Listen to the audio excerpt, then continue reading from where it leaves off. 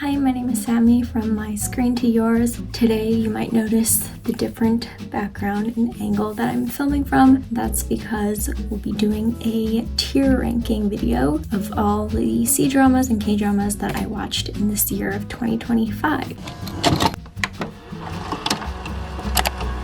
So first, of course, with any tier ranking video, we have to start by going over what the tiers are. And I tried my best to think of clever tiers, but honestly, I'm just not witty like that. So this is what we're working with. Starting off at the top, we have dopamine rush. So basically, dramas that gave me a lot of dopamine that I really enjoyed for whatever reason. Second is solid, no notes. Not much to say except that it was a good drama that I enjoyed. Next is because I have really horrible memory. It might be a decent drama or it might have been bad, but regardless, it wasn't that memorable. And then fourth, we have In Limbo, which are dramas that I have started and intend to finish, but they are put on hold and I can't say when I'll finish them, but eventually. And then second last, we have Save Your Time, self-explanatory. And lastly, Let's Break Up, which are ones that I DNF'd,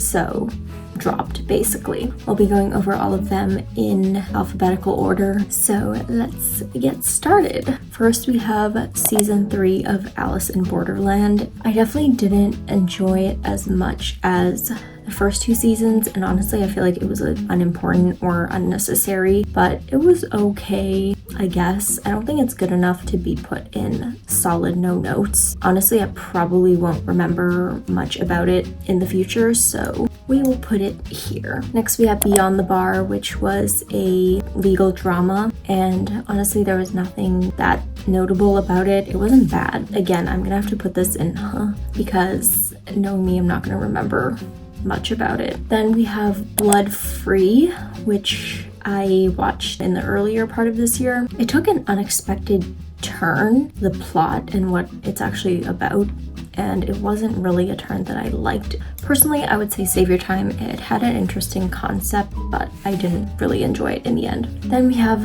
Bon Appetit, Your Majesty. I talked about this in one of my earlier videos around when it aired, and I DNF'd it, so it is going here. I know it was a very popular drama that a lot of people enjoyed, but honestly, I just found it pretty cringe. Next, we have Dear Ex, which I just finished last weekend. This one is a little hard because I did enjoy most of it, but if you have seen the drama or seen things about it online, the ending wasn't great. It didn't really stick the landing. However, because I did watch the ending with friends and that made the experience a lot more enjoyable, and I do think this is one that I'll remember. That one's hard. There's definitely notes about it. I'll just put it here, but the reason I put it there will be different than the other ones that belong here for sure. Next, we have Empresses in the Palace. I've only watched 1 episode. Eventually, I will finish it, so we'll put it in limbo.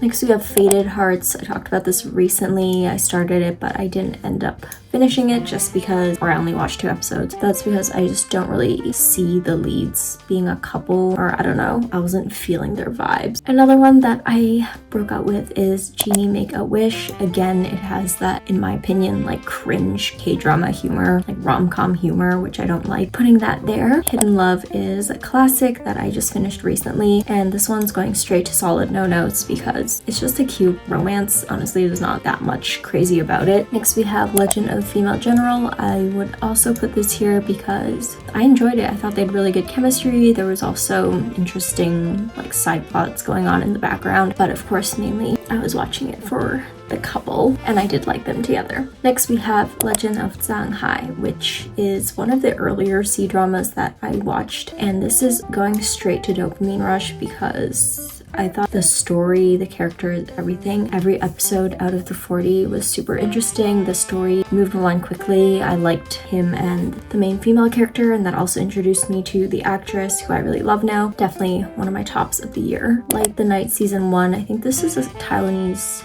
drama. This one I would say is solid. I need to continue watching it. I don't know when I'll ever get around to watching the rest of it. I think there's maybe 3 seasons, but that could be wrong. But I'll put it there. It has an interesting premise. It's about these, I don't know if I would call them middle-aged, but 30s, 40s women who are hostesses in, I believe it's the 80s or something. Basically kind of like a hostess bar, and the drama that happens between the women and also the men in their lives and stuff. So it's pretty interesting, and I would recommend. It's just on Netflix. Next we have Love's Ambition. This one's also a bit hard to tier rank because I did enjoy a good part of it, but the script also kind of went off the rails at a certain point.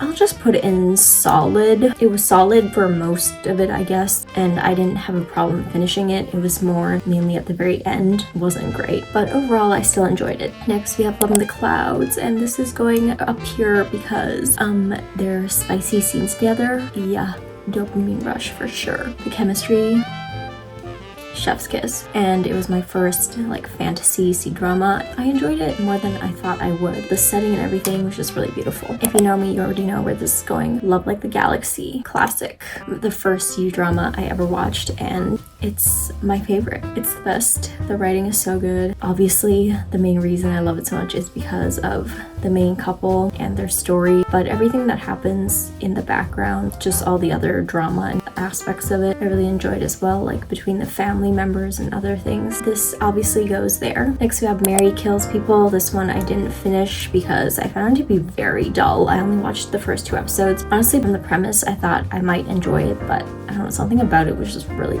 boring.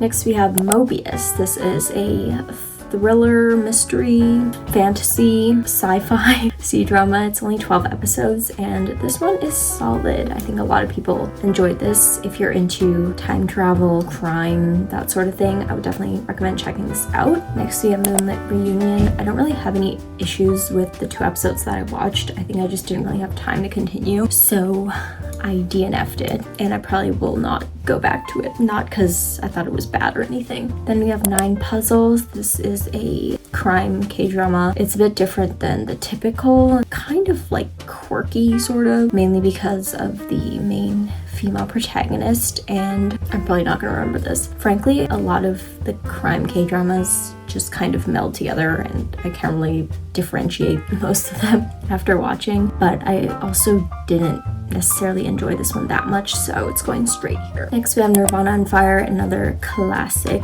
This one is a lot of political scheming, revenge, very complex writing and characters and plot. You have to be paying attention. It's great to see how the story builds and how the characters' relationships change, watching our main character go about his slow journey for revenge. It's just very satisfying, although you definitely have to invest a lot of time and energy to watch this, but it definitely is great, so I'm putting it up here. No Gain, No Love. This is a romance. It's just kind of whatever, and I'm probably not going to remember it, and I only watched it for the second couple anyway. Reborn. This is solid. I didn't love the dramatic like family aspects of the drama, which I would say is more than 50% of what the drama is about, and honestly it's pretty depressing a lot of the time, but I did really like the couple together, and I thought they had really sweet moments and good chemistry as well, especially off screen. Like, I don't know what it is, but I was obsessed with watching their videos, but it didn't give me any dopamine rush because honestly it was pretty depressing. Next we have Spice Up Our Love.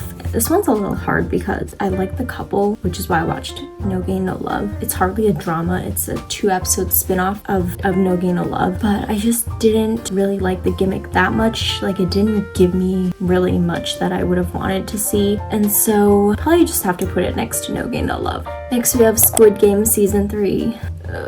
I feel like I'll remember it only because it's the 3rd season of Squid Game, but at the same time, this was such a mid-ending to what was at one point such a super popular global hit show, and I feel like they just really flopped at the end. So I'm gonna put it here because I feel like I'm already forgetting what happened in the ending. Next we have Tempest. This one is solid. I think it's just not for me, so I probably will also not remember much about it, besides that it's a political thriller involving North Korea relations and stuff, and I think I will only remember that because it's different than a lot of other K-drama plots, but otherwise I probably would not remember anything. Also because I didn't really understand what was happening anyway. Next we have The Haunted Palace. This one I will also put here. I might remember the plot, but honestly I didn't enjoy it enough to put it in solid no notes. I think for a lot of people it is solid no notes, or maybe even dopamine rush, but I found it to be not very funny, again, which is why I didn't enjoy it that much. It was kind of at the start of this channel and I was like determined to finish watching it, whereas if that came out now I would have dropped it so fast. Next we have The Manipulated. I talked about this recently. I've only seen the first episode and I do plan on finishing it one day, I just don't know when. Then we have another thriller with crime, The Mantis. This one was solid. It had a bit of a different serial killer premise than a lot of other K-dramas because the serial killer is the protagonist detective's mom. They're kind of a estranged relationship, but you're also not really sure what she wants because she's very unhinged. But it was good to watch. Solid performance. Next we have The Princess Gambit. This one could have been good, but if you don't know already, there's this amnesia plot and it really ruins it. So I'm gonna put it here. Going back up here, I would move No Gain No Love down here because I didn't think the lead couple had basically any chemistry. There's like really nothing special about it except the second couple, which I enjoyed and was the reason I watched it. I mean, I wouldn't put it here because I like the couple, so I'll leave it up here. Squid Game season 3. I mean, if you haven't seen Squid Game at all, you should probably just watch the first season and then stop. But if you've watched 1 and 2, I feel like you kind of have to go with 3, so I'll just leave these here. Next we have The Wanted Detective. It was a little disappointing, but it wasn't bad or anything, so I'll put it up here. I did like the premise of them solving all these sort of weird occult crimes and stuff. I just didn't care for the romance subplot at all, and something about it was just not as good as I was expecting. Next we have Victims Game season 2. I'm pretty sure this is a Taiwanese drama as well. It's crime related and I'm gonna put this in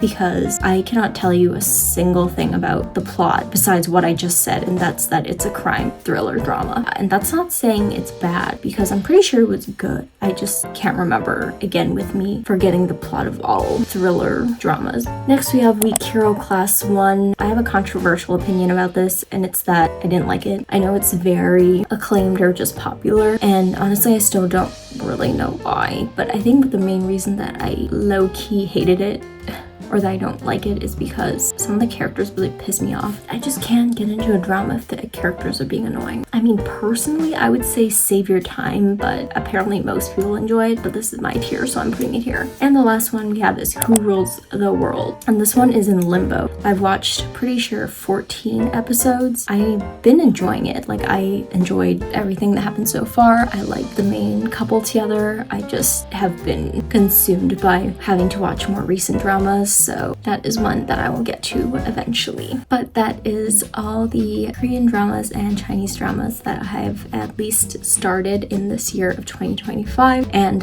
this is only my first year of watching C-dramas actually. It's been a very successful year. Let me know if you agree with any of my tier rankings, or even better, what you disagree with and where you would rank them. I would love to know. Thank you so much for watching. I would love if you subscribe to join my small drama community, and I'll see you in my next video.